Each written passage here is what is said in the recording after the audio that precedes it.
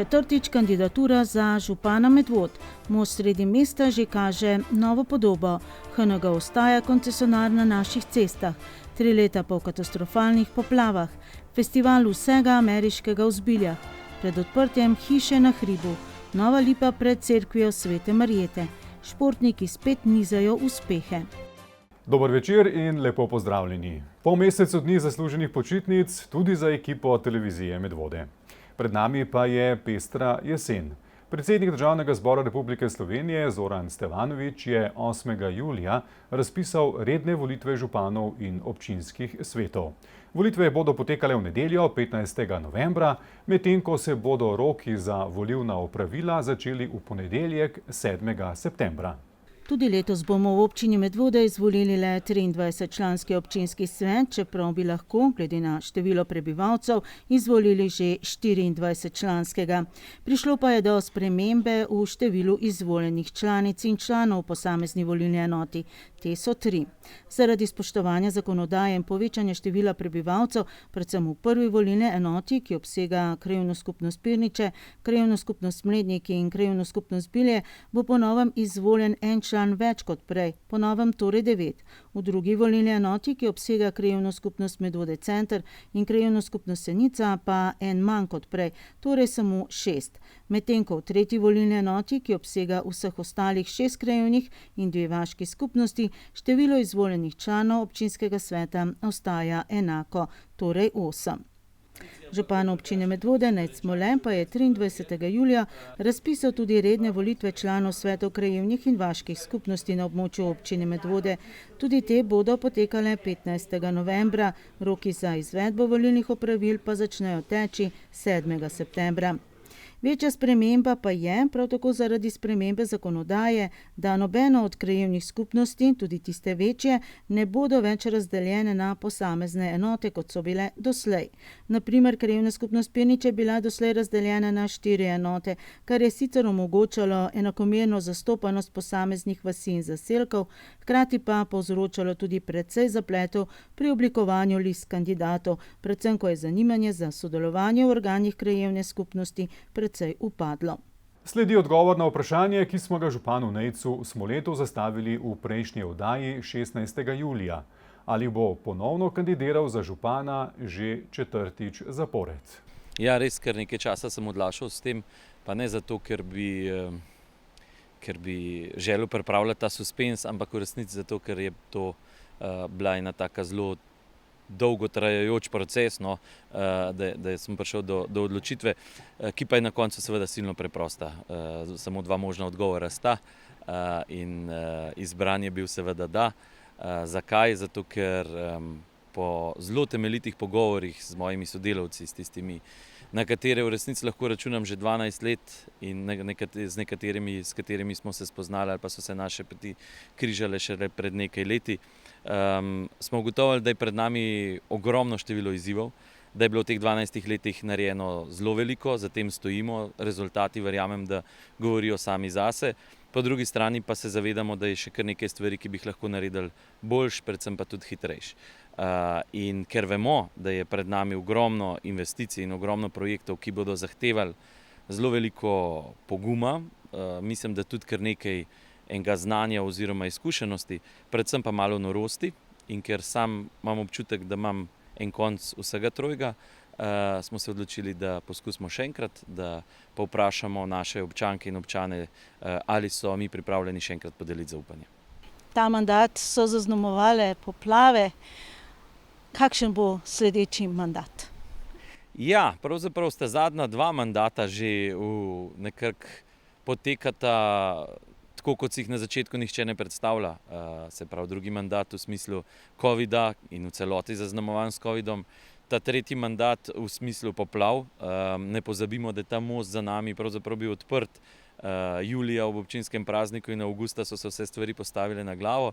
Tako da, če si česa želim za prihodnji mandat, je to umirjenosti, mogoče manj teh nepredvidljivih situacij in da bomo lažje delali tiste projekte, za katere vemo, da jih je nujno narediti. Od 10. avgusta pa vse do 25. septembra je javno objavljeno gradivo novega predloga državnega prostorskega načrta za nadgradnjo gorenjske železniške proge v skupni dolžini nekaj več kot 30 km na relaciji Ljubljana-Kranj oziroma Naklo. Gradivo skupaj z okoljskim poročilom je dostopno na spletnih straneh Ministrstva za okolje in prostor. Javna razprava bo potekala 9. septembra, tokrat ne v Medvodah, temveč v Šentvidu. Spomnimo, na območju Medvod je nadgradnja gorenjske proge, torej izgradnja tudi drugega tira, načrtovana pretežno v istem koridorju kot doslej. V občino pa naj bi vlak vstopil skozi nov pokriti vkop in predor skozi Medanski hrib in izstopil skozi nov vkop na Svetju, z novo železniško postajo Reteče na Soškem polju. Proga se bo torej izognila krajevni skupnosti Senica in samim Retečam.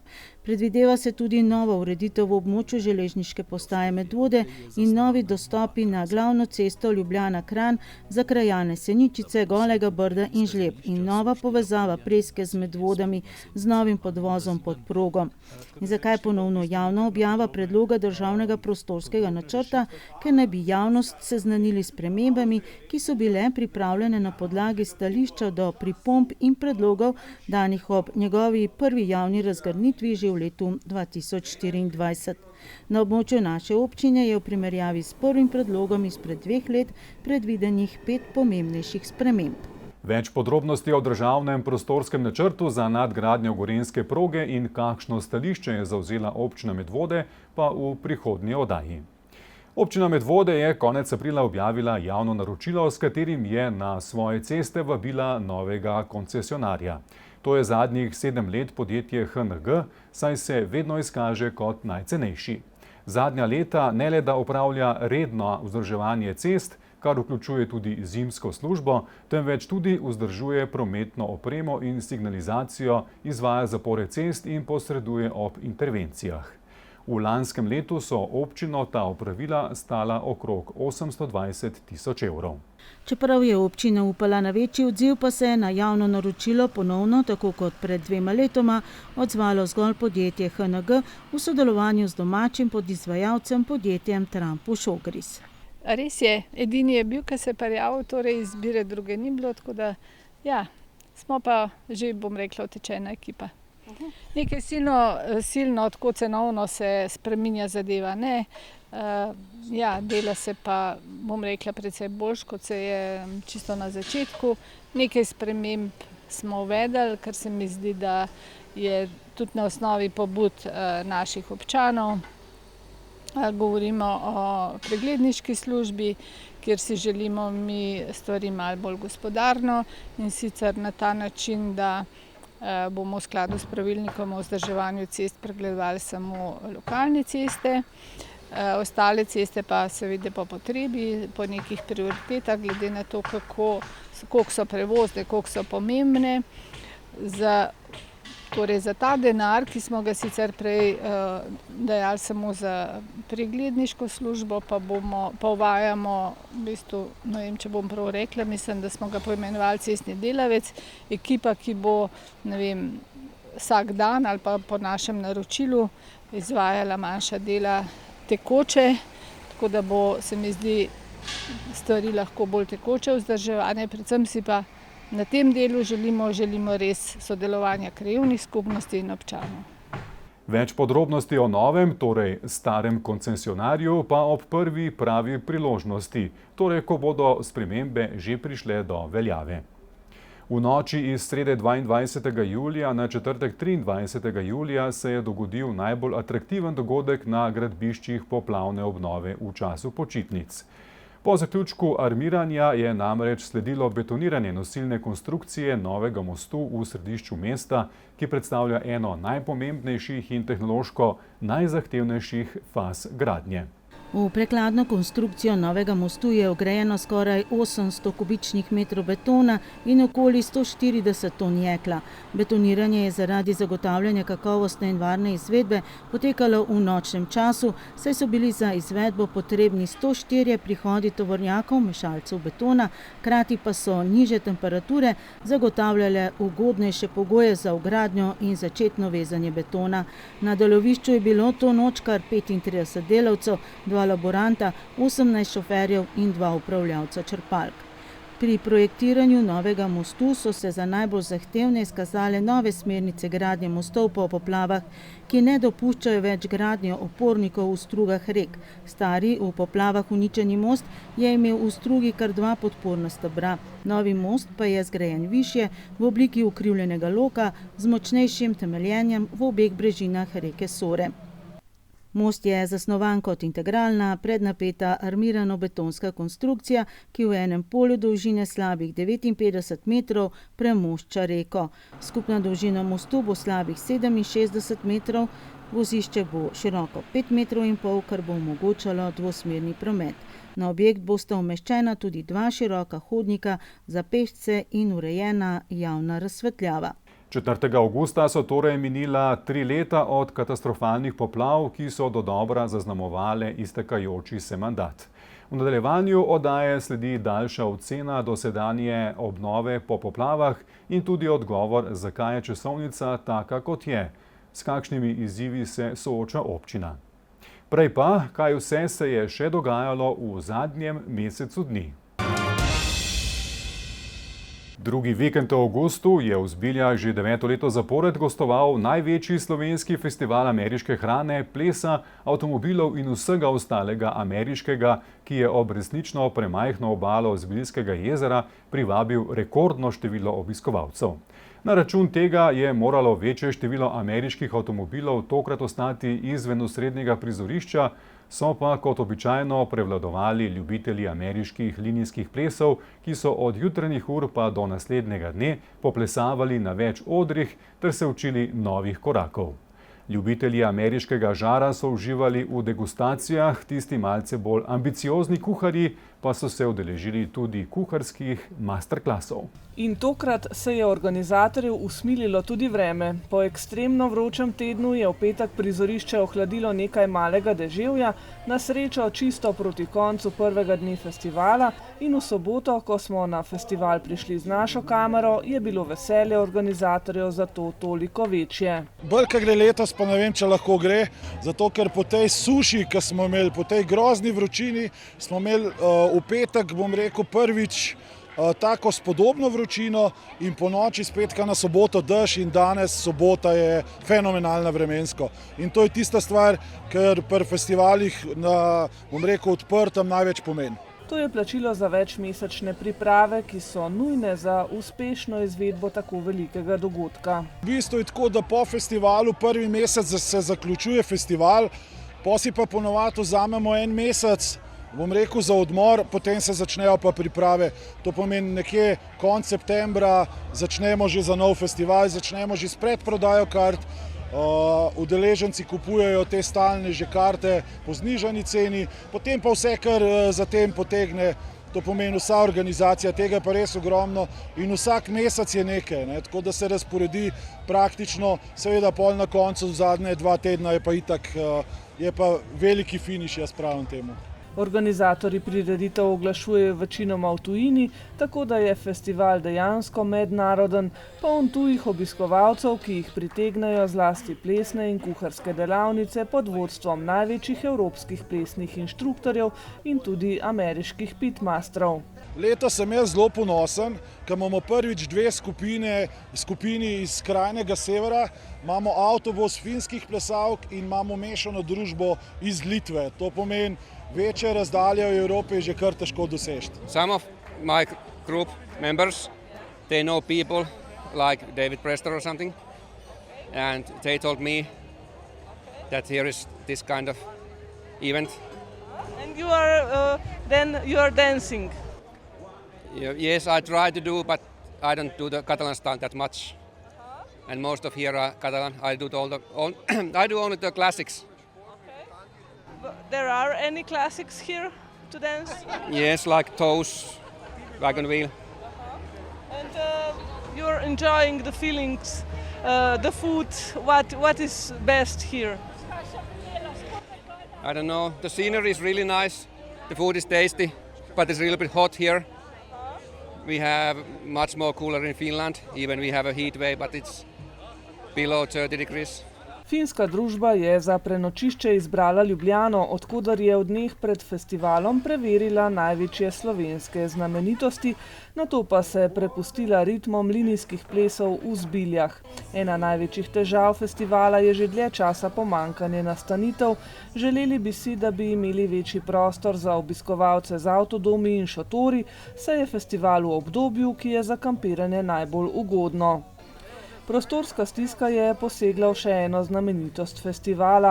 Omejiti so morali število ameriških vozil na samem prizorišču, ki so v preteklosti privabljali tiste, ki so radi pogledali pod pokrove motorjev ali občudovali izjemne velikosti in oblike teh avtomobilov. Prejle sem dobil informacijo, da imamo letos že preko 170 vozil ameriških, tudi gor jih že zbiramo, plus zelo strogo smo omejili na letnico, na moč motorja, na izdelavo, ampak še vedno ne pomaga, še vedno je polno.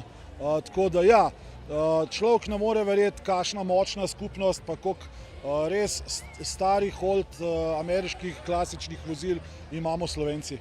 So pa tudi letos še razširili ponudbo, da so imeli obiskovalci veliko možnosti za celodnevno zabavo na samem prizorišču. Imamo tisto stalnico, vsako leto pa trudimo se nekaj dodati. Letos imamo prvič recimo kotiček, ki je malo večji kotiček z lesenimi igrami festivalskimi. To je tudi ena taka zadeva, ki je recimo v Ameriki zelo popularna, pri nas ne. Tako da to je letos prvič, plus letos uvajamo stalne degustacije, imamo poseben oder, tako da to sta dve glavni novosti, ki bom rekel povečata zadovoljstvo našim obiskovalcem. Kot rečeno, festival pritegne obiskovalce iz cele Evrope, zato se na plesnih odrih ves čas odvijajo linijski plesi, ki jih prekinejo zgolj za nekaj ur za malce krepčilnega spanca. Jaz jih občudujem, se to verjetno vsako leto povem, ampak v tej vročini, v teh vremenskih pogojih videti ljudi, ki plešajo 3 dni skupaj brez premora, mi odpremo zjutraj ob 11, tukaj so ljudje ob 9. Si priklopijo mini zvočnik in začnejo plesati sami od sebe. Prvo smo jih še zunaj držali, zdaj jih pa noter spustimo. Smo se sprijaznili pač, da tudi 12 ur plesa za njih ni dovolj. Vsako leto pridem sem in je vedno cel kup veselih ljudi, ki bodisi plešajo ali pa gledajo plesalce, med katerimi ste vi. Plesalci, Wild West. Koliko časa pa že plešate te linijske plese? 3 leta. Ja. In tudi prihajate redno na ta festival sem? Zdaj sem drugič. Kaj je najboljše pri tem? Vzdušje, ples.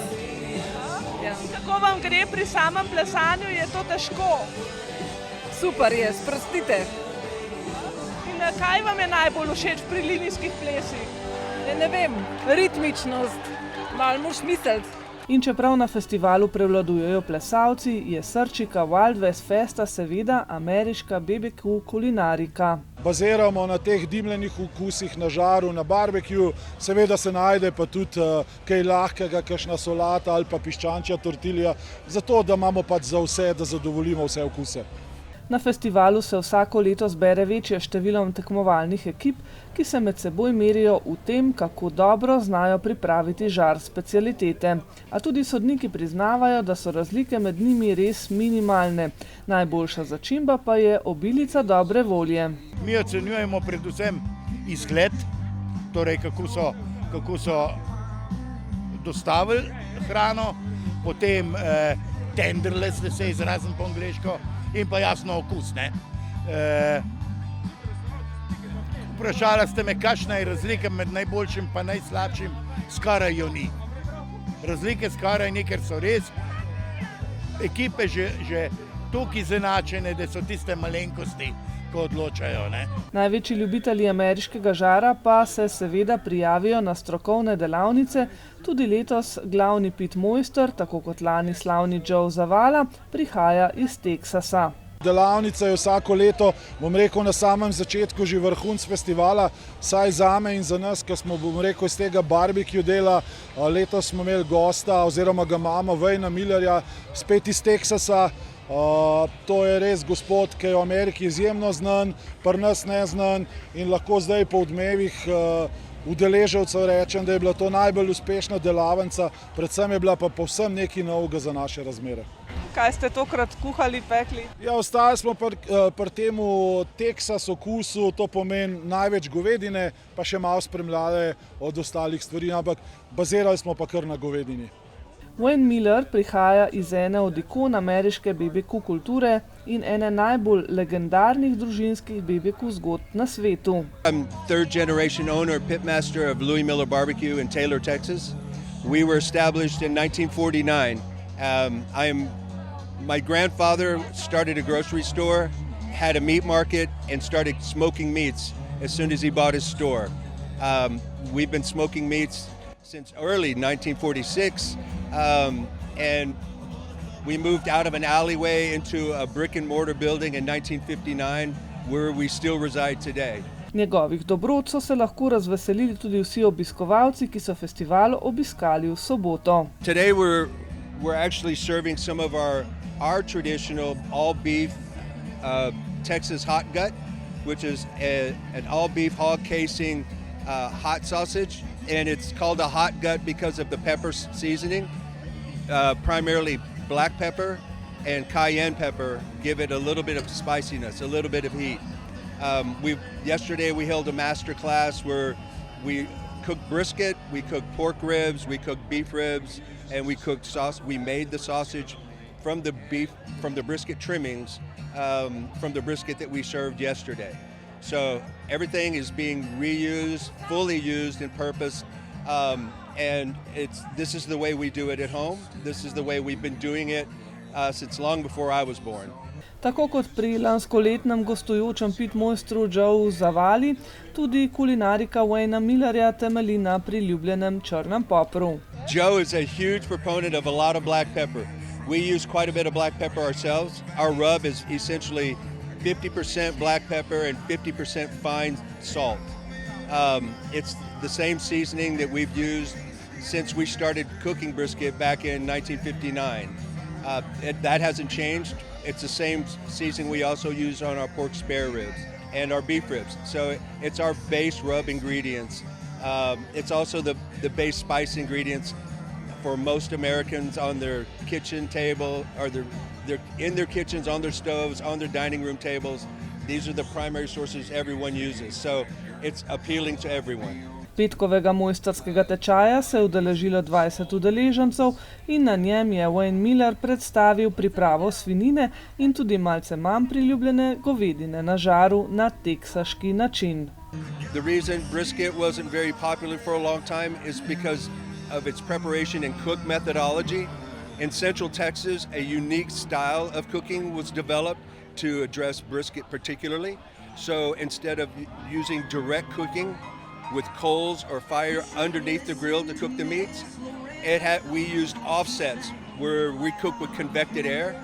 We build a fire and we allow the hot air then to push through the system, and it's that convection air and smoke that actually cooks and seasons the meat. So our pits are very, very long with a fire at one end and an exhaust on the other end. And you'll see some of the offsets around here today. I've seen a number of them. That is now what has become I would say, the de facto brisket cooker in America. Celoten festival poteka pod taktirko 4-članskega organizacijskega odbora. Vsak pokrivamo svoje področje, eden ima čez plesni del, eden barbecue del, eden glasbeni del, medtem ko jaz pa zadeve povezujem in skrbim, da je to vse ena celota. Da pa vse teče, mora biti po ozadju najbrž še precej širša ekipa, tisti, ki vam pomagajo vsako leto. Ja, absolutno, to je pa vsako leto, taborniki, prostovoljci, gasilci, otroci, dijaki, za vsakega nekaj najdemo, praviloma vsi tukaj domačini oziroma sosedje, tako da ja, teh je pa veliko, ta skupina pa hitro naraste na 20 do 30 ljudi. To pa bo morebiti še največja škoda za naslednje festivale, ki se selijo na obalo Velenjskega jezera. Da si ravno bo najbrž preverjeno tehnično ekipo organizacijski odbor povabil s seboj. Dejstvo je, da je festival z vsakoletno širitvijo ponudbe in posledično obiskovalcev postal prevelik za obalo Zbiljskega jezera, bo pa izguba še najbolj bolela tamkajšnje gostince, kmete, ki oddajajo zemljišča in ponudnike nočitev, ki so se v veliki meri naslanjali prav na ta dogodek. V prihodnji oddaji pa z Alešem Omejcem še bolj podrobno o razlogih, zakaj se festival iz Zbilj seli v Velenje. Javni zavod Sotočje tudi letos za otroke organizira 5 terminov počitniškega varstva. Program vključuje različne dejavnosti, od ustvarjanja, športa, obiska različnih društev in seveda druženja otrok. Na 4. terminu, ki ga je obiskala naša televizija, varstvo poteka pri taborniški hiški v Preski, kjer imajo otroci tudi možnost spanja. Navdušenja ne manjka. Počitniško varstvo v klubu Jedro organizirajo že od leta 2009. Poleg vseh aktivnosti skrbijo za to, da se otroci spoznajo z društvi in poklici v naši občini, ki jih morda sploh še ne poznajo. Širijo svoje znanje in sklepajo nova prijateljstva. Tokratni teden varstva pa poteka pri taborniški hiški v Preski. Poteka zdaj tukaj evo 4. teden počitniškega varstva, se pravi zdaj že nekaj let zaporedoma vse skupaj organiziramo 5 tednov med poletnimi počitnicami in sicer prve 3 tedne v juliju, takoj po koncu šole in pa zadnja 2 tedna avgusta, preden se šola začne. Od tega ta 4. teden, ki ste nas tudi vi obiskali, poteka v sodelovanju s društvom tabornikom Rod 2 rek Medvode, kar pomeni, da v bistvu imajo zdaj od torka do petka možnost otroci tukaj tudi prespati. Tisti, ki se odločijo, imajo itak posebno izkušnjo, tisti, ki se pa ne odločijo, se pa prav tako spoznajo v bistvu z načinom življenja tabornikov, s taborništvom na splošno in tako naprej. Tako da definitivno dodana vrednost. Prijave se hitro zapolnijo, a je opazno, da je v Medvodah v zadnjih letih pestrejša ponudba varstev strani sorodnih organizacij. Mesta so bila hitro polna, ampak ne tako kot včasih, ki je bilo v 1 uri, zato ker smo nekako omejili, da lahko posamezni otrok obišče največ 2 termina na varstvu. Pogoj je še zmeraj od 6 do 10 let, česar se kar bolj strogo držimo, in pa seveda, da prihaja otrok iz občine Medvode, se pravi, ne sprejemamo otrok iz okoliških občin, tako da ni več tak problem, da bi bilo to res v 1 uri vse zapolnjeno. So pa mesta vsa zasedena. Vsak dan prinese otrokom nekaj novega. Poleg tradicionalnih obiskov kmetij Kršinar in Bečan so si ogledali tudi hidroelektrarno Medvode, cementarno Jarc in spoznali enoto za prvo pomoč. Obiskala so jih številna društva, policisti, gasilci, vojaki in skrbniki eksotičnih živali. Več pa Tomšič. Lokalne organizacije so se spet tudi letos pozitivno odzvale. Upam, da ne bom koga pozabil, ampak sodelovali smo spet pri programu z prostovoljno gasilsko društvo Preska, policijska postaja Medvode, Bačar nas je letos prvi, se pravi Blaž Bačar, to je umetnik tukaj iz Bohograjskega hribovja. Super delavnice 2 pripravil. Poleg tega smo se tudi dogovorili, da imamo novo poslikavo v mladinskem centru, tako da vabljeni, da si ogledate na kakšnem dogodku v pritličnih prostorih. Potem Zveza častnikov Slovenske vojske, Zdravstveni dom Medvode se vedno odzove. Skratka, probamo sodelovati s čim več društvi, posamezniki, organizacijami, da tudi otroci spoznajo, kaj vse jim lokalno okolje ponuja, kar mogoče tudi sploh ne vejo, pa tukaj spoznajo pri nas. Za otroke na posamezni termin skrbi 6 animatorjev. Cena tedna varstva pa še vedno ena najnižjih v državi. Cena ostaja enaka kot lani, se pravi 60 evrov pride na enega otroka za 1 termin varstva, tukaj je vključeno vse od programa do hrane in tako naprej. Kdor pa želi prespati v sklopu tabora Sotočje, pa doplačilo še 20 evrov. Tukaj v bistvu nam gre zelo na roko v bistvu staršem občina Medvode, tako da res ena v bistvu edinstvena tak projekt, po mojem, ki se dogaja v naši občini, da je toliko pocen za starše, pa da toliko bogat program dobijo otroci. Najverjetneje se bo kakšen otrok po tem tednu odločil, da postane tabornik. Kaj vse jih bodo taborniki naučili? Zdaj imamo najprej, se učimo uporabljati orodje, da bojo pol lahko znali tudi sami, da jim pač zaupamo, da se kaj ne urežejo. Pa šli bomo na pohode, pa malo se orientacijo učili. pa kaj z vrmi, tako malo preživetje v naravi, kurjenje ognja, pa lov na lisico, pa lokostrelstvo, take stvari. 12 pa tudi prespi. Kakšen bo večerni program? Zvečer bomo imeli, če bo vreme dalo, bomo imeli večer ob ognju, pa s kitaro, pa si kaj spekel na ognju, pa kakšen film bomo pogledali, kaj pel, take stvari. Kakšno je zanimanje otrok? Pa zaenkrat so kar zainteresirani, no. Orodje jih ponavadi zanima tudi, zato ga imamo.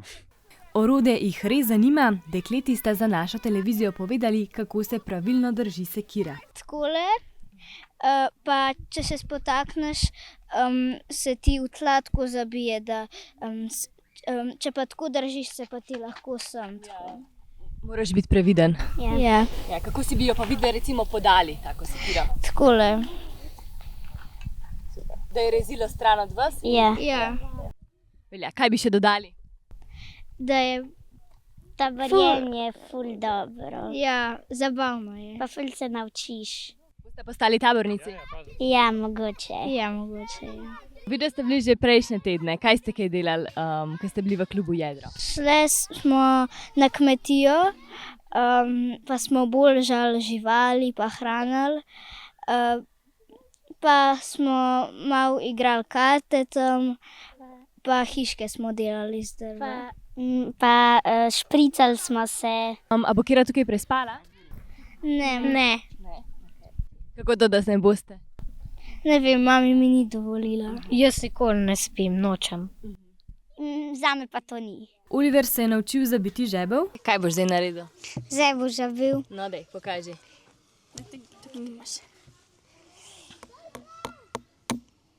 Kaj pa so se naučili še ostali? Sekiro, kako tolčeš na les. Tam smo se naučili, se pravi, kako žagati. To nas je naučila, se pravi, učiteljica Tara. Naučila sem se, kako zabijanje klinov, pa žebljev. Sekiro smo rezali. Pa žago smo drevesa rezali, pa še z nožem smo brusali palce. Otroci pa sklepajo tudi nova prijateljstva. A se že odprej poznate? Jaz se poznam Jono iz jazz baleta, ko smo na plesnih skupaj. Kaj pa vidve? Poznate tukaj? Tukaj kakšne otroke spoznava, ko smo bližje v drugem vrtcu, kakšnem gozdnem vrtcu. Vsaka nova prijateljica spoznam in je ful dobro, če jaz poznam. Nekateri pa znajo že več taborniških opravil in lahko učijo tudi druge. Noel zna že veliko. Delam doma eno hišo z mojim prijateljem Matevžem, je moj sosed, pa malo sekiro, malo lopato. Bor pa bo pri taborniški hiški tudi prespal. A velikokrat prespiš tako drugje, recimo, da te ni doma? Ja, pri babi. In boš prvič spal v šotoru ali si že spal v šotoru? Sem že spal v šotoru na morju, pa doma, pa tako. Ste spoznala tudi kaj novih prijateljev? Ne. Ja, ti si ga spoznal. A ja, tebe, ja. Ja, ti si pa njega. Ja. Skedenj kulture pri Petaču v naselju Žlebe je gostil že številne dogodke, ki so del širšega projekta Hiša na hribu, in konec julija so tja povabili velike in male ustvarjalce na likovno delavnico, ki jo je vodil Francisco Tomšič, slovensko-urugvajski umetnik in avtor, ki živi in ustvarja v slovenski Istri, pogosto pa ga gostimo tudi v naši občini, kjer smo ga spoznali ob odkrivanju Branislave Sušnik. Nastali so raznoliki likovni izdelki, katerih navdih je bilo povezovanje zgodb domačinov v slike mladih ustvarjalcev. Umetniki združeni v projektu Hiša na hribu že od začetka projekta umetnost naslavljajo kot prostor skupnosti, kjer umetnost umeščajo v prostore naravne in kulturne dediščine območja pod Polhograjci, ter dogodek v letošnjem letu povezali še v praznovanje poltisočletja stare cerkve Svete Marjete. Tokrat so izkoristili priložnost gostujočih rezidentov in pripravili delavnico namenjeno sicer predvsem najmlajšim, a tudi odraslim, ki so za svoje ustvarjanje dobili izhodišče v zgodbah domačinov. Eno od za otroke mora biti najbolj primernih zgodb o dogodivščinah na peš hoji v šolo in domov je Zvonka Simčič prebrala, nato pa so se malo pogovorili, potem pa prepustili ustvarjanju. Vodja delavnice Francisko Tomšič je delil tudi svojo zgodbo o kozi, ki je bila v žlebah in tudi ta je služila kot ustvarjalni navdih za mlade umetnike. Ideja je, da od zgodbe izviramo kaj je pomembno in tako se učimo malo, kaj je ilustrirati. Ilustriranje, kako se ilustrira. Moraš izvirati, moraš razmišljati, kaj je najpomembnejše za povedati zgodbo. Ne? To je. Ampak vidimo tudi, da otroci različno vidijo, kaj je pomembno, a ne? In to je super v bistvu pri ustvarjanju. To je zelo zanimivo, ker tudi kot ilustriraš, iti profesionalno, moraš vedno izvirati, ali delaš eno ilustracijo in izviraš eno najpomembnejšo, najlepše stvar, ali delaš 10 ali 20 ilustracij in potem povedaš zgodbo, še eno zgodbo, dodaš eno zgodbo, ker je vizualna, in potem imaš zgodba, ker je tekstualna, besedilo, in potem pa imaš eno zgodbo, ker je vizualna. Ne?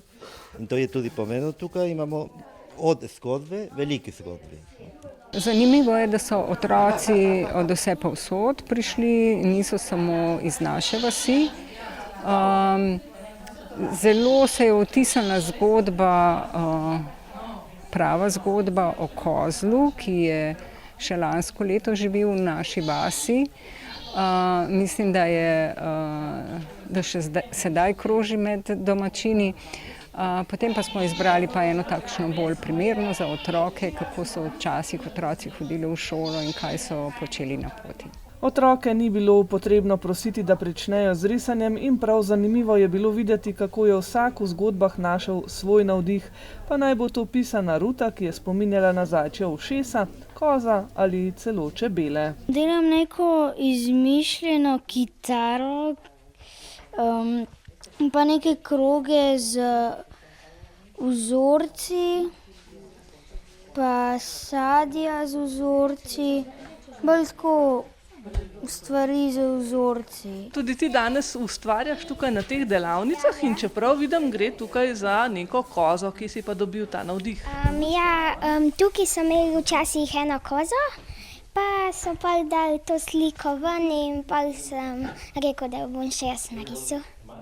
Si to kozo kdaj tudi videl v živo oziroma poznaš, kako izgledajo? Ja, sem jo prišel vsak dan obiskat, pa sem ji dal za kruh, pa smo jo božali z mojimi prijatelji. Boš potem naredil takšno, kot si jo zapomnil? Ja. S čim pa ustvarjaš to risbico? Malo z ogljem ali pa z voščenkami. Tudi tvoja risbica deluje zelo zanimiva, pa se mi zdi, da si navdih črpal iz tiste zgodbice, ki jo je prebrala Zvonka. Ja, tudi malo. In kaj si najbolj zapomnil iz tiste zgodbice? Kako sta rabutala jagode. In boš naredil kaj danes vse na tej risbici? Kaj načrtuješ? Vidim, da je trenutno spodnji del dokončan. Kaj boš še ustvaril? Kako boste rabutala jagode, pa sonce bom še zgori naristal. In ti je bila všeč zgodba oziroma všeč življenje, kako so včasih otroci hodili peš v šolo? Ja, pa tudi ne. Zakaj pa recimo ja in zakaj ne? Si mogel veliko prehoditi, pa ja, ker si lahko veliko doživel v teh hojah. Veliko dogodivščin. Kako pa danes hodite v šolo? Z avtobusom. Gor na risbici sem jaz, tata in mama in so tudi kaktus. Kaktusi. Imaš doma kaktuse? Odkot poznaš kaktuse? Poznam kaktusi od eno risanko. In imaš rad kaktuse? Ja. Zakaj si pa narisal svojo družino? Uživaš? Imaš rad svojo družino? Ja. In vsi imate rdeče klobuke. Zakaj? Ker moja najljubša barva je rdeča. Mentor je otrokom pomagal zgolj pri prvih usmeritvah, nekaterim je s pomočjo interneta pokazal, kako izgledajo čebela ali zajec in jih prepustil lastni interpretaciji slišanih zgodb ter njihovi neskončni domišljiji. Oni želijo narediti ta situacija kot imamo jagode, na primer, na poto, na poti. Oni vejo, kako so jagode. Mogoče boljše kot meni, ker jagode so tukaj povsod. In ta zgodba je od tukaj. Ne govori o kontekstu, kjer smo. In oni vejo ta kontekst. Ja, in to je zaradi tega tudi, mogoče jaz potrebujem pomoč. Ni otroci. Tokratne delavnice torej niso bile tipično risanje otrok, ampak povezovanje projekta, ki nastaja dlje časa, torej spreminjanje zgodb domačinov iz žleb v slike. Bistveno je, kot že cel projekt skupaj na vasi temelji, da se določene stvari povezujejo, lahko umetniki, domačini, in tukaj se mi zdi, da se je to zgodilo in to je to bistveno. Te risbice, torej povezane z zgodbami, bodo pa najbrž tudi v hiši na hribu potem? Ja, to bo če ne bodo otroci želeli risbic vzeti domov, jih bomo razstavili na hiši na hribu, katero otvoritev bo 21. avgusta pri Sveti Marjeti. Odprtje hiše na hribu bo jutri, torej v petek 21. avgusta in bo letos imelo še bolj izrazito noto soustvarjanja skupnostnega prostora, katerega so sooblikovali domačini in gostujoči umetniki in ustvarili likovna dela, vezenine, zgodbe, ki so jih povezali s koncerti, performansi, delavnicami in številnimi srečanji. Že več kot eno leto zbiramo zgodbe naše vasi. Imamo jih preko 15. Te zgodbe bodo v tiskani obliki, nekako kot instalacija, postavljeni v prostoru, tako v zvoniku kot skednju. Potem delamo tudi skupaj vizualni skupnostni prt ali pa skupnostna bandera, na katere pa se tudi vizualno navezujejo na vsebine teh zgodb in pa na portrete domačinov, tako pokojnih kot še živečih. Kot posebnost med razstavnimi artefakti napovedujejo tudi delo Vrt Garden, ki je tekom leta nastajal kot pogovor med dvema umetnicama, Akiko Sato in Zvonko T. Simčič, v okviru katerega je nastalo tudi eno delo portreta v naravni velikosti v tehniki vezenja. Midve smo se pa lansko leto odločili, hecali smo se na najino zunanjost in potem je prišla ideja, zakaj pa ne bi midve naredili portrete ena druge in sva na eni, in bo prav tako vezenina, delava skupaj.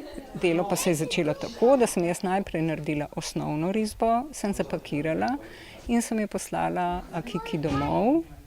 Ona je začela z vezenjem in mi je poslala nazaj in tako je to delo potovalo.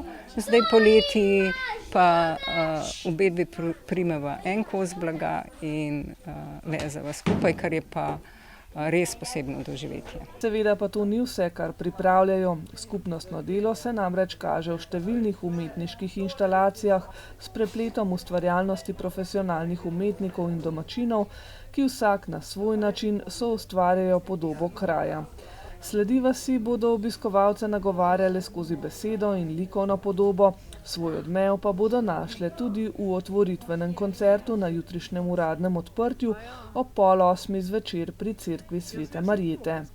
V Sloveniji je Sveti Marjeti posvečeno 47 cerkva, 20 župnijskih in 27 podružničnih, med njimi tudi cerkev na pobočju Jetrbenka v Žlebeh. Je poznogotska stavba, omenjena torej že pred 500 leti, ob njej pa stoji zvonik, na katerem je bil do obnove vzidan kip Svete Marjete Antiohijske, ki ima veliko vrednost, tako z umetnostno-zgodovinskih kot tudi naravoslovnih vidikov. Pred 5 leti je bil kip deležen celovite obnove. V cerkvi Svete Marijete potekajo vsako leto vsaj 4 maše. Nagod svetega Antona Puščavnika, spomladanska prošnja maša, nagod Svete Marijete in na žegnansko nedeljo, pa tudi kakšna poročna je vmes. To pa so posnetki iz letošnje maše v nedeljo 19. julija, po kateri so mariješki fantje pred cerkvijo zasadili lipo. Preški župnik Jure Koželj pa jo je blagoslovil.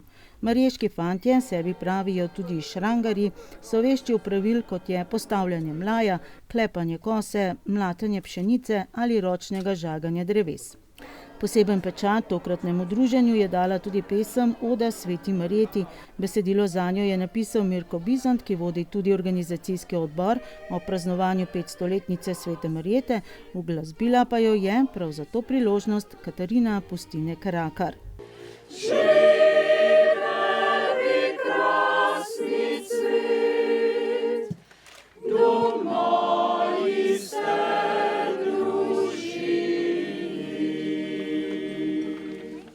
Sveto Marijeto, ki naj bi se rodila v drugi polovici 3. stoletja v starem grškem mestu Antiohiji v Turčiji, najpogosteje upodabljajo s križem in palmovo vejico v rokah in zmajem na povodcu.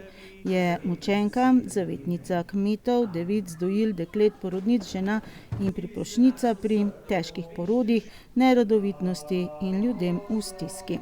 Sledi pa obljubljeno. Daljši komentar obnove po katastrofalnih poplavah avgusta 2023.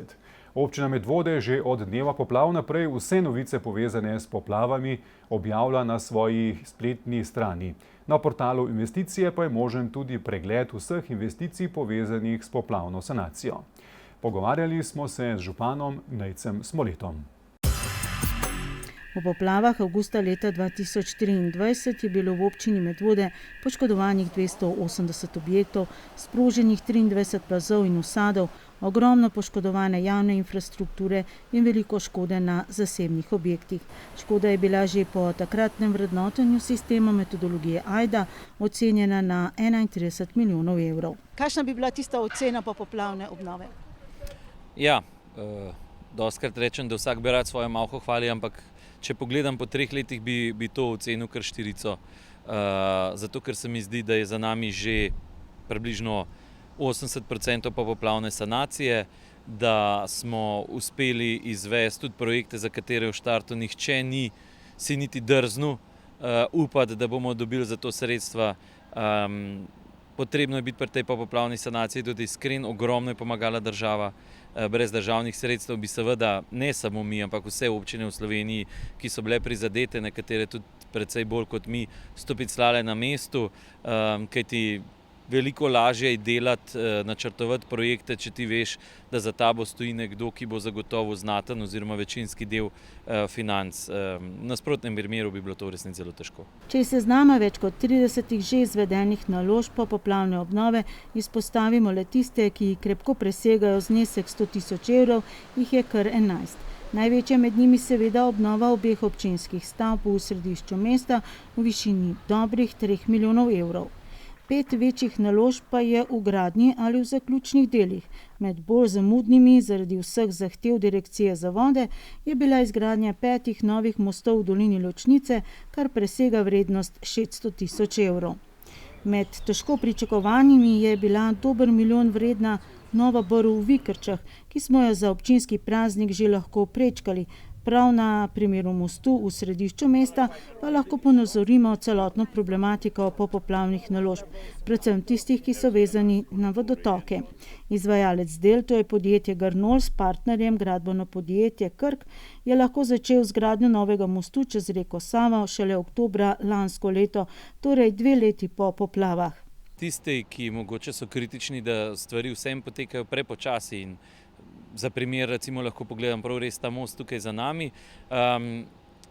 Zdaj, naši papirji, vse naše vloge, vse naši projekti so vedno odprti. Tako da, če kdorkoli meni, da je tukaj res bi lahko šlo hitreje, ga vabimo, da pride pogledati. Ampak recimo, če pogledamo ta primer, se pravi po poplavah, smo že takoj vedeli, da bo to eden bolj zahtevnih projektov. To je tukaj posegamo v vodotok, tukaj je bilo potrebno narediti hidroško-hidravlične izračune, da se je dobilo nove višine, potem je prišla se pravi vizija oziroma nekako smernica, da ne sme imeti več podpornikov, da morajo biti mostovi ločno projektirani. Posegamo torej v naravno vrednoto. Predvsem se pa treba zavedati, da v štartu je bilo vprašanje, ali gremo obnavljati star most ali graditi novega. Ko se je ugotovilo, da so temelji do te mere poškodovani, da jih bo treba v kompletu sanirati, ko so prišle te smernice, je bilo treba naročiti nove projekte. V tem primeru ne gre samo za most, gre za to, da je na tem mostu obešena fekalna kanalizacija za trenutno 90–95% naše občine, da imamo v neposredni bližini črpališče, glavno črpališče in glavno stekališče vseh odpadnih voda, ki jih ga je bilo treba zdaj preprojektirati, ki ga je treba komplet črpalke in vse prilagoditi ne več na gravitacijski, ampak na tlačni vod, da je bilo v vmesnem času potrebno rešiti še tudi vprašanje z vsemi ostalimi komunalnimi in ostalimi vodi, tako da tukaj je bila cela zgodba nekih soglasij, nekih usklajevanj, ki seveda vsaka od teh traja in traja. To seveda ne pomeni, da mi nismo želeli, da bi se stvar začela hitreje delati, ampak je pri tako velikem projektu to pač je to življenje. Vsak, ki meni, da se tak projekt danes da umestiti v prostor, ker v enem tednu ali pa v pol leta se je pač krepko zmotil in verjetno ni naredil dosti takih projektov. V začetku popoplavne sanacije so bila ozka v grlo projektantska podjetja, saj so bila vsa polno zasedena. Nekaj težav pa se trenutno poraja pri izvajalcih del. Na seznamu je še 6 večjih investicij, ki čakajo na izvedbo, med njimi tudi prestavitev nogometnega igrišča, brv čez reko Soro in novogradnja mostu v Goričanah. Gre za naložbe, za katere je občina sicer vesela, da so se znašle na odobrenem seznamu popoplavne sanacije. Kdor spremlja, je lahko videl, da smo že 3-krat objavili javno naročilo za poglobitev plina, se pravi, da gremo s plinom pod reko Soro in se nihče ni prijavil. Zdaj pripravljamo drugačno taktiko in sicer bomo razpisali most skupaj s plinom in računamo, da bo to pa taka vsota, da bo zanimiva in se bojo prijavili tudi tisti, ki so mogoče do zdaj še špekulirali. Najnovejša situacija je recimo pa na Brvi na Senici, kjer je bilo tudi zakaj še ni narejena, ker smo jo najprej mislili samo delno rekonstruirati, potem se je pa pokazalo, da zaradi vseh vplivov, ki bojo tudi v bodoče pri visokih vodah, bi jo bilo ustrezno nekoliko dvigati in v kompletu rekonstruirati. Mislim, da je pred 14 dnevi, 3 tedni se zaključilo oziroma so se odprle prijave, prišle sta 2 prijavi, ocenjena vrednost je okrog 1 milijon evrov in obe prijavi sta se razlikovali za 60 evrov. Občina se je odločila, da nobenemu ne odda tega javnega naročila in bomo ponovili, ker veste, metna za norca, za pri 1 milijon evrih 60 evrov me bo pa težko kdo prepričal, da je šlo za trdo konkurenco. Med zahtevnejše in dražje projekte sodijo sanacije plazov in usadov. V času poplav se jih je v Medvodah sprožilo kar 23. Trenutno poteka sanacija plazu na Osovniku, vredna več kot 400 000 evrov. Plazovi so zgodba zase. Plazovi so več ali manj vsi zelo finančno zahtevne investicije. Jaz ocenjujem, da zato, ker so dejansko narejeni na čist drugem dimenzioniranju, kot smo ponavadi vajeni tiste skalne zložbe ali pa včasih samo z lesenimi, se pravi, piloti se je to reševalo in tako naprej. Tukaj gre res za ogromno kubatur betona, skalnih zložb, ki so sidrane in tako naprej. In to hitro nanese pol kar precej. Recimo, če pogledamo en na videz popolnoma benigen plaz Topol 24A, 4 ali celo 5 javnih naročil je šlo ven in se nihče ni hotel prijaviti, ker so izvajalci rekli, da ne vejo, kako bojo do tja spravili gradbeno opremo in tako naprej in za njih ni bilo zanimivo. Se pravi, gre za neko sprego situacije, kjer je očitno dela v državi ogromno, seveda, da ga je, če je bilo 2/3 občin poškodovanih v poplavah in pa relativno kompleksnih pa zahtevnih projektov. To se vidi v ceni. Spet ponavljam, sreča je v tem, da veliko večino denarja zagotavlja državni proračun. Sicer bi seveda teh investicij se mi ne mogli iti. Nam največji izziv trenutno pa predstavlja zalaganje finančnih sredstev. Naša občina še zdaj zalaga približno, mislim, da na današnji dan nekaj čez 2 milijona evrov, ki čakamo, da pridejo nazaj. Zdaj, mi smo z nekim zelo racionalnim načrtovanjem pa finančno porabo to še uspemo kompenzirati.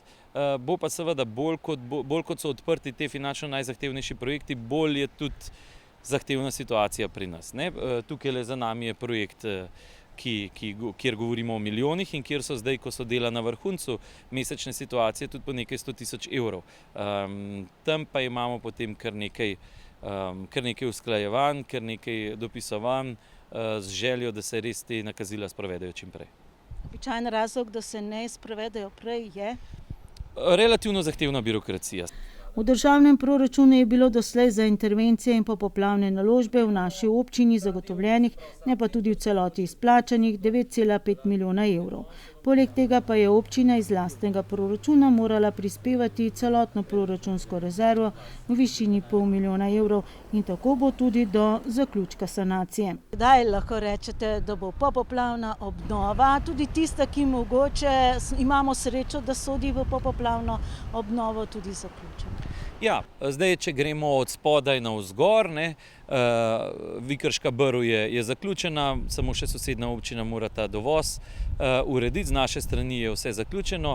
Tukaj za nami ima projekt časovnico, mislim, da konec januarja, februarja, ampak ko delajo trenutno in so pridni, jaz mislim, da bojo do konca leta večina del za nami. Po dolini Ločnice je večina del oziroma praktično vse zaključeno, zdaj se začela zaključujejo se dela na plazu na Osovniku, jaz mislim, tisto lepo narejeno, saj zadnjo stanje, ki je, moram reči, da bo neprimerno drugače od tistega, kar je bilo prej. Potem imamo največji plaz, ki ogroža privat hišo, to je Goričane 27, se dela zdaj začenjajo, bi mogla biti pred zimo zaključena.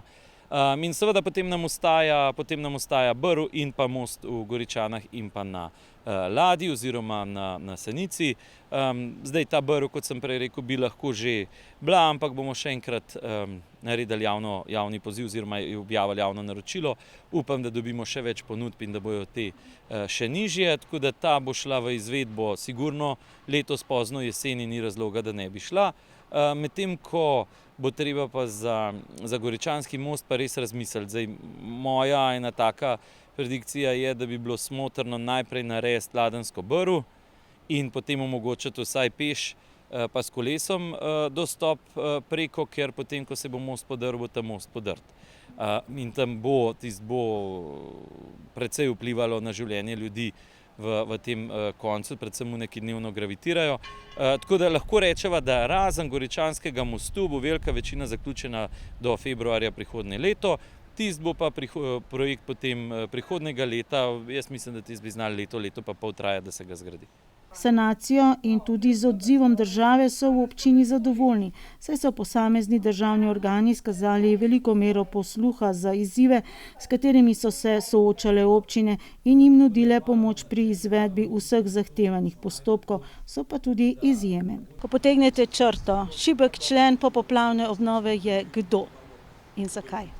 Resnega šibkega člena pa tako veliki katastrofi, kot se je zgodila 4. avgusta 2023, ni. Ta država se je odzvala kot še verjetno nikoli. Vedno znova je treba biti realen in se zavedati, da v tej državi ni 300 projektantov ležalo v gozdu in čakali, da pridejo delati. Smo, kakorkoli obrnemo, sred neke relativne konjunkture, ko so delovna mesta popolnoma zasedena in je že tako težko dobiti ljudi, torej da je država uspela vzpostaviti tudi državno tehnično pisarno s tem sistemom predplačil in zdaj tudi mogoče vseeno malce bolj zbirokratiziranega sistema poročanja. Tukaj, tako kot sem že prej rekel, bi mogoče lahko kakšen korak preskočili. Seveda ostanejo pa še te državne inštitucije, ki skrbijo pa recimo za področje voda. Če s čem nisem zadovoljen v Medvodah, je pa to urejanje vodotokov. Po dolini Ločnice je nekaj bilo narejeno, marsikaj tudi iz naslova pogodb naše sanacije, naše infrastrukture. Če pa pogledamo recimo tale prostor, na katerem zdaj smo, oziroma malce niže, ne pozabimo, za leto 25 in 26 je bilo v državnem proračunu zagotovljenih 6,5 milijona evrov za srednjo in pa zgornjo Savo, za vodotoka Soro in Savo. Jaz do danes nisem videl še enega bagarja nikjer, razen lansko leto se je posekalo oziroma uredilo obrežje, ampak noter, če pride do take situacije, situacija v Vikrčah ne more biti dosti drugačna, kot je bila, ker na samem vodotoku ni bilo narejeno nič. Popoplavna sanacija se na območju občine Medvode torej približuje zaključku, država pa bo morala v prihodnjih letih več pozornosti nameniti ukrepom za povečanje odpornosti pred prihodnjimi vremenskimi ujmami, predvsem na področju vodotokov, ki bodo dolgoročno zmanjšali tveganja in povečali varnost ljudi in njihovega premoženja.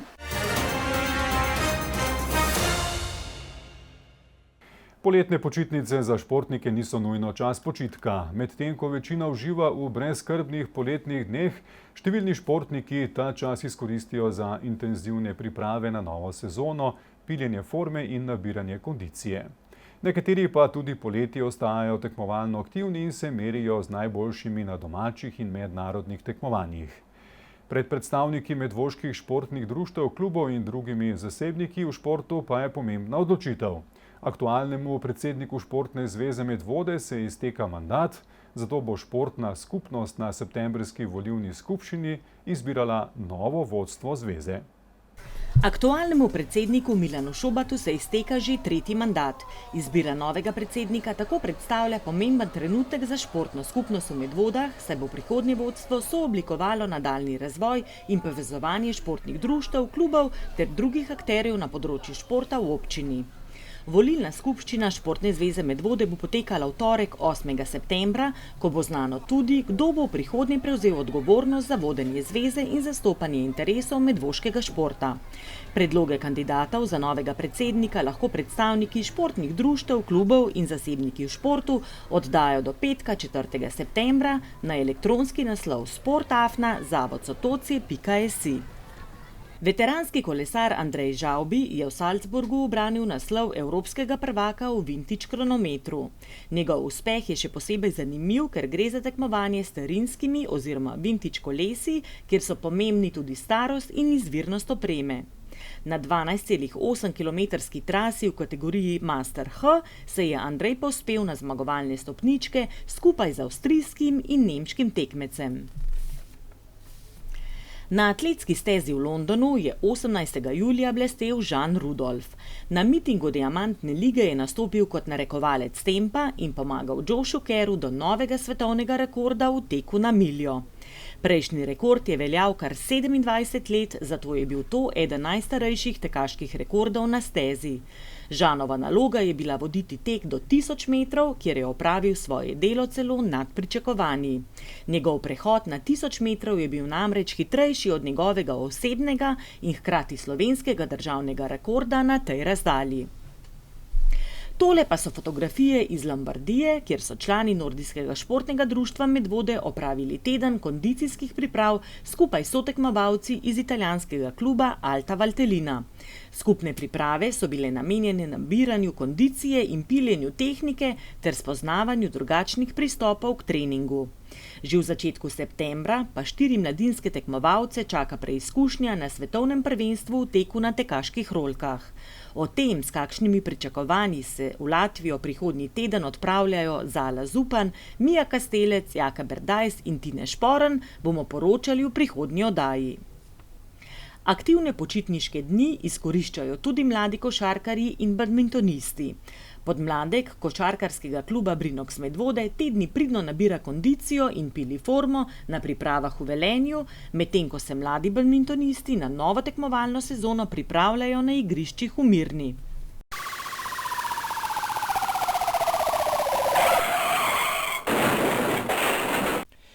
Tudi v času, ko informativne oddaje nismo predvajali, so nam medvoški policisti pridno pošiljali poročila o svojem delu, zato tokrat povzetek dogodkov, ki so jih obravnavali med 16. julijem in včerajšnjim dnem.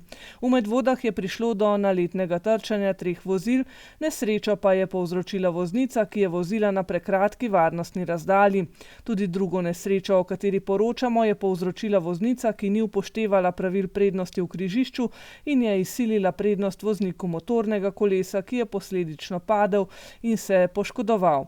Pri bencinski črpalki zgoraj je voznik trčil v srno, ki je po nesreči pobegnila.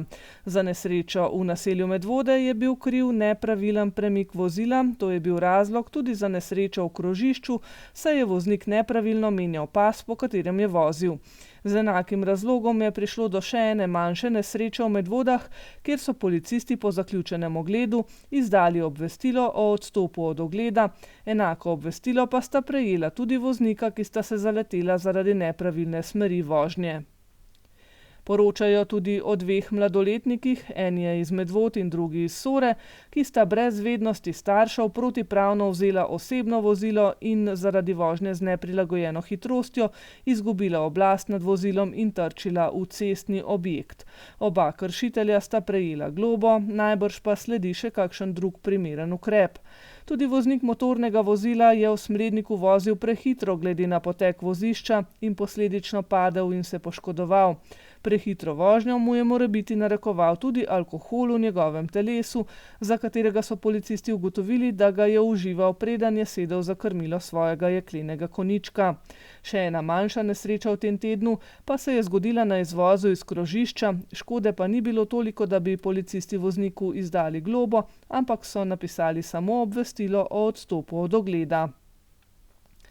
Na gradbišču stanovanjskega objekta v Medvodah so tatovi vlomili v notranjost in pokradli električne kable. V bližini so tudi nadzorne kamere, zato bodo storilce iskali tudi s pregledom teh. Z dvorišča stanovanjske hiše v Medvodah je nekdo ukradel e-skiro, policisti storilca še iščejo, prav tako pa tudi tistega, ki je vlomil v trgovino v Medvodah. Tudi tam imajo za preiskavo na voljo posnetke nadzornih kamer. V Zbiljah je prišlo do spletne prevare, občan je strani neznane osebe prejel SMS sporočilo, na katerega je odgovoril in posledično posredoval podatek, ki je prevarantu omogočil zlorabo bančne kartice. Policisti občane ponovno opozarjajo, da banke ne poslujejo preko SMS sporočanja, zato na sporočila neznanih oseb ne odgovarjajte, če pa dobite obvestilo, se osebno oglasite v banki in zadevo uredite tam. In še rubrika Ostalo. Pri kontroli voznikov v Medvodah so policisti ustavili tudi občana, ki se je obnašal tako, da so mu odredili strokovni pregled krvi, saj sumijo, da je vozil pod vplivom prepovedanih substanc. Mladoletniku, ki je v Medvodah vozil brez dovoljenja, so odvzeli moped, na obravnavo pa so poklicali tudi otrokovo mamo. V Medvodah sta se sprla zakonska partnerja, prišlo je celo do pretepa in to pred mladoletnim otrokom, kar pomeni, da bo v okviru postopkov tudi sum zanemarjanja mladoletne osebe. O dogodku so obvestili tudi Center za socialno delo. Tudi v Valburgi so ustavili voznico, ki je vozila brez veljavne vozniške in ji odvzeli osebno vozilo. V Medvodah so obravnavali manjši požar, ki so ga pogasili gasilci. Ob priliki pa policisti opozarjajo, da je potrebno pri kurjenju v naravnem okolju ravnati odgovorno, v času prepovedi pa prepoved tudi dosledno upoštevati. V Zgornjih Pirničah so policisti obravnavali ugriz nezavarovanega psa, lastniku bo po pridobljeni izjavi izdana globa. Tudi v Zbiljah je voznik vozil pod vplivom alkohola, zato so mu odvzeli vozniško dovoljenje in mu do izreka sodbe izrekli prepoved vožnje. V Medvodah so obravnavali vinjeno osebo, ki se je do policistov in občana, ki jo je prijavil, vedla nedostojno. Zato so policisti osebi odredili pridržanje do iztreznitve. V Zgornjih Pirničah so ustavili voznico, ki je vozila brez veljavne listine, zato so ji odvzeli vozilo. Še 2 pijana voznika pa sta bila ustavljena v Medvodah in sta seveda ostala brez vozniške. V Medvodah je prišlo do družinskega prepira, vinjeni kršitelj je zaradi neupoštevanja zakonitih ukazov policistov nekaj časa preživel v pridržanju. Še 2 voznikoma v Medvodah pa so odvzeli vozilo, ker sta vozila brez veljavnega vozniškega dovoljenja. Policisti mlade vabijo, da se jim pridružite v njihovih vrstah. Drugi vpisni rok v višjo policijsko šolo poteka do 27. avgusta. Vse občane pa vabijo, da jim sledite tudi na družbenih omrežjih. Medvoški policisti so del Policijske uprave Ljubljana in imajo svojo stran tudi na Facebooku. To je za danes vse. Preverite na naših videostraneh, kaj vse se dogaja ta konec tedna. Gledali ste četrtkovo informativno oddajo. Prijeten večer vam želim še naprej in seveda nasvidenje do prihodnjega četrtka. Lep pozdrav!